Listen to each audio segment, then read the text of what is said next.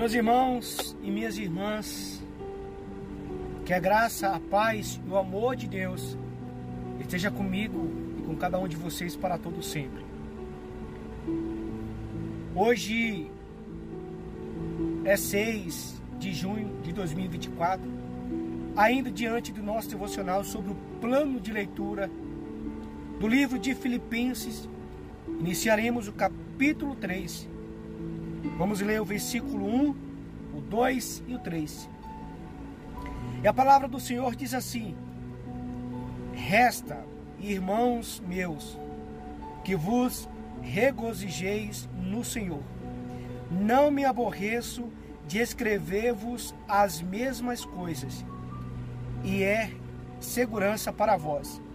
Guardai-vos dos cães, guardai-vos dos maus obreiros, guardai-vos da circuncisão, porque a circuncisão somos nós, que servimos a Deus no Espírito e nos gloriamos em Jesus Cristo, e não confiamos na carne. Os judeus ortodoxos, eles costumavam chamar os gentios de cão, mas o apóstolo Paulo chama os judeus ortodoxos de cães. O objetivo do apóstolo Paulo não insultar esses falsos mestres judeus, mas sim compará-lo aos animais carniceiros que as pessoas decentes consideravam tão desprezíveis. Como cães, esses judaizantes mordiam os calcanhares do apóstolo Paulo e o seguiam de um lugar para o outro, ladrando suas falsas doutrinas. Eram agitadores e infectavam as vítimas com ideias perigosas. E o apóstolo Paulo diz: meus obreiros.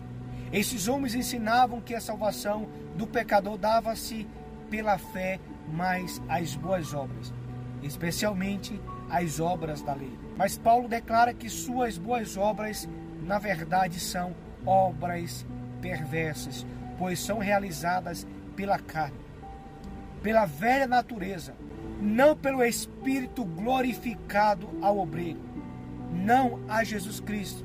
Efésios capítulo 2, versículo 8 e Tito capítulo 3, versículo 3 deixa claro que ninguém pode ser salvo por suas boas obras, mesmo que essas estejam de cunho religioso, porque as boas obras de um cristão constituem consequência de fé, não aos alicerces de sua salvação.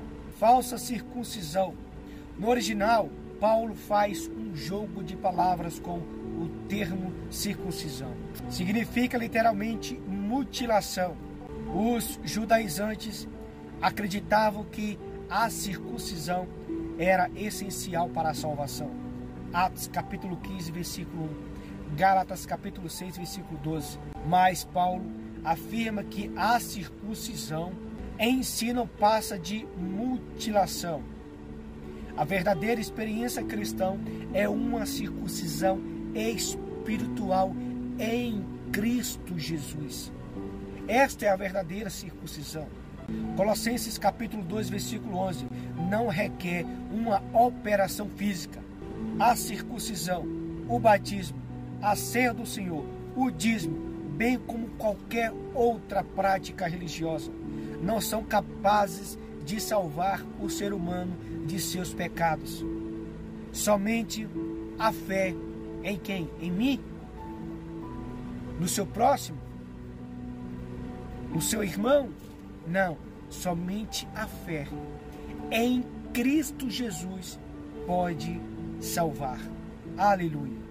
Em um contraste, os falsos cristãos, Paulo descreve os cristãos autênticos, a verdadeira circuncisão. Para um texto paralelo, dê uma olhada em Romanos capítulo 2, versículo 25. Ele adora a Deus no Espírito, não depende das próprias boas obras, que são apenas obra da carne. João capítulo 4, versículo 19. Dê uma lida.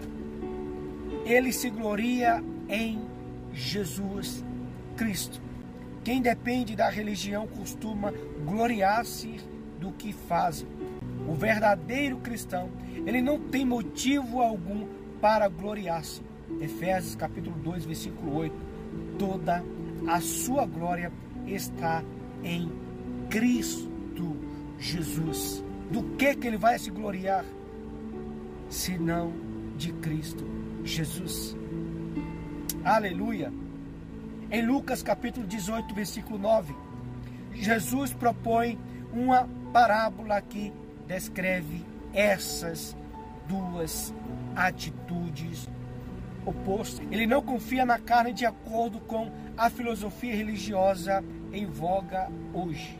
Ele não confia na carne de acordo com a filosofia religiosa em voga hoje. Deus ajuda a quem se ajuda. Essa ideia também era comum no tempo de Paulo e tão errada hoje quando era naquela época. Paulo usa o termo carne para designar a velha natureza do homem. Não está falando desta matéria, mas da velha natureza que herdamos de quem? De Adão, que recebemos em nosso nascimento. A Bíblia não tem coisa alguma positiva a dizer a respeito da carne e, no entanto, quase todas as pessoas hoje se fiam inteiramente naquilo que elas próprias são capazes de dizer para agradar a Deus. A carne apenas corrompe os desígnios de Deus aqui nesta terra. Gênesis capítulo 6, versículo 12. No que se refere à vida espiritual, não serve para coisa alguma. João capítulo 6, versículo 63. E não tem nada de bom em si. Romanos capítulo 7, versículo 18. Não é de se admirar que não devemos confiar na carne. Não, porque a carne só nos leva para o mal. Porque o desejo da carne é pecaminoso. Mas o desejo do Espírito Santo do Senhor sobre as vossas vidas é satisfatório, é santo. Certo dia, uma senhora discutia com um pastor sobre a questão da fé e das obras. Disse a mulher: creio que alcançar o céu é como remar um barco. Disse ainda ela: o remo representa a fé, o outro as obras. Quando usamos os dois juntos, conseguimos chegar aonde queremos.